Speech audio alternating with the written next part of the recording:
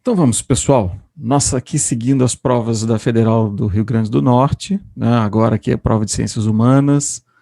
Ao mesmo tempo, as instruções aqui são as mesmas, né? Enfim, continuamos com o mesmo formato. Vai ser bem parecido com as outras. Esse é um outro diagnóstico importante também, né? E como vocês podem ver aqui, diferentemente da prova anterior, né, nós tínhamos uma questão fora de ordem, né, que todas ficaram na ordem. Então, logo aqui, encontrei logo aqui no início, questão 2 aqui, questão 3, né, por fim o 4, ele pega esse finalzinho, e a tradução, né, foi o finalzinho aqui, a conclusão, como tem sido em todas as outras, né, o parágrafo da conclusão.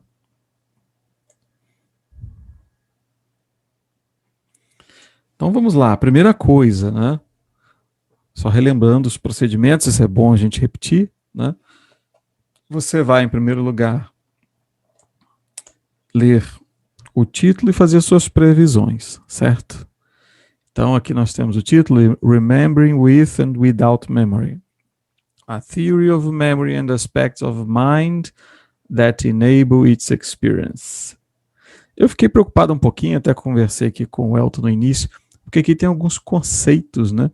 Esse conceito aí da memória construtiva e etc. Então você pode ficar um pouco, porque ele é um conceito, né? Você tem que entender o que é a memória construtiva, né? Ele é um texto da área de psicologia, então talvez para ficar mais claro. Então, só buscar esse termo, tem uma série de artigos, né? Mas é como ali é o processo de construção da memória, né? Enfim. Então, ponto essencial, né? Ao ler o título, pensar no que você sabe sobre o assunto, né? Então, o que eu posso saber sobre memória, né? Se eu já vi esse termo antes, enfim. E o que você espera do texto? São as especulações iniciais. Obviamente, quanto mais dentro da sua área, quanto mais próximo da sua área de estudo, melhor, né? Melhor você vai, vamos dizer, entrar no texto antes mesmo de ler, tá? Depois disso, você vai fazer seu skimming do início ao fim, sem interromper. Esse pode ser um procedimento que talvez sofra alguns empecilhos, né? Ele encontra com alguns empecilhos. Por exemplo, quanto menor seu vocabulário, você pode achar que o seu skimming é mais difícil, né? Ou, por outro lado, né? Se você lê traduzindo muito mentalmente, esse pode ser outro problema também, porque quando você lê traduzindo mentalmente, você tende a esbarrar em certas passagens e aí agarra um pouquinho, tentando criar uma tradução mental daquilo, né?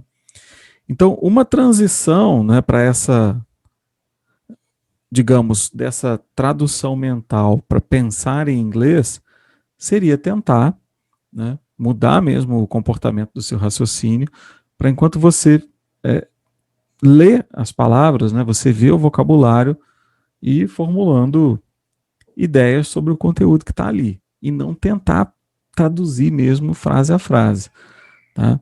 Eu diria que isso é um processo que talvez descrevendo seja difícil visualizar, tá?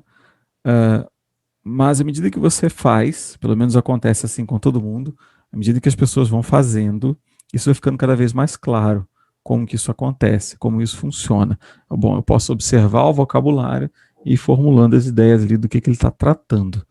Essa é a transição para você começar a pensar em inglês, né, e deixando essa tradução mental. É ela que desgasta, é ela que cansa, né? Você vai ler um trecho, uma página, sente um cansaço enorme depois daquele tempo, né?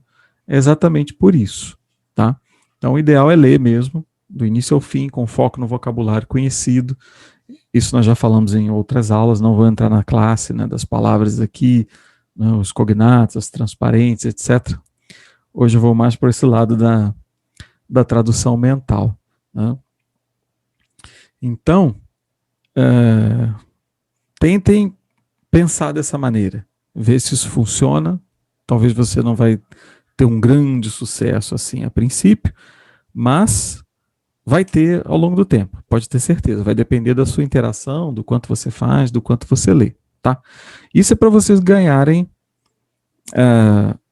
velocidade na leitura como um todo. Uma das ferramentas de leitura, que é o extensive reading, a leitura extensiva, né, de material longo mesmo, artigos, livros e etc., para você fazer isso, você vai depender do desenvolvimento dessa habilidade. Então, vamos pensar um pouco além da prova, né? Eu posso até dizer, olha, para a prova, é pequeno o texto, traduz mesmo, né? Traduz mentalmente, resolva a sua prova, né? Mas nós não podemos ter o conceito de que saber o inglês é saber passar para o português, né? Esse é um conceito, digamos, errôneo, tá? Nós temos que ler em inglês, ler um texto em inglês e ler e pensar em inglês. E como isso vai acontecer vai depender da sua frequência de leitura, né? Do quanto você lê com áudio, né? Um aspecto interessante, já que estamos aqui meio na linha da psicologia, é que se você sempre fizer a leitura traduzindo, né, tanto agora quanto futuramente, você vai tratar o vocabulário em inglês como se fosse sinônimo do vocabulário em português. Então significa que aí não há aquisição de uma língua nova. Então você não vai conseguir ter essa capacidade de raciocinar na outra língua, tá? Então isso é só para desenhar um cenário, não para preocupar vocês, né, mas para dizer que esse contato frequente que vocês têm, né, à medida que vocês entram aqui e mantêm a rotina, essa rotina semanal de leitura, naturalmente esse processo vai ocorrer. E nós podemos dar uma forcinha para ele, uma ajuda para ele, com essas medidas que eu estou comentando, né? Tipo, observar o vocabulário, tentar dar um foco no tema, na mensagem, né? E tirar um pouquinho a atenção de fazer a tradução ali mental de tudo passo a passo. É aí que nós agarramos e reforçamos esse procedimento da tradução mental, né? Então, essa é uma linha, né, de teoria de aquisição da linguagem que eu sigo. Futuramente eu vou falar mais a respeito, vou até trazer um texto do autor aqui, e que é bem interessante, né, e tem total relação com o que nós fazemos aqui. Tá? Então, façam esse teste nessa leitura geral do início ao fim, e eu tenho certeza que vocês vão, por fim, elaborar, saber do que está tratando, né? Qual que é o assunto, qual que é o tema. Pode ser, a princípio, algo um pouco mais raso, né? Não muito profundo em termos de conhecimento, mas aí você faz ele, nessa primeira etapa, com esse aspecto, né? Geral, com foco na mensagem. Quando você analisar especificamente uma passagem ali para responder uma determinada pergunta, aí você pode levar em consideração esse procedimento da tradução mental, ou até ali da tradução escrita, praticamente como vai ser. Porque você faz um pouquinho de cada coisa, tá?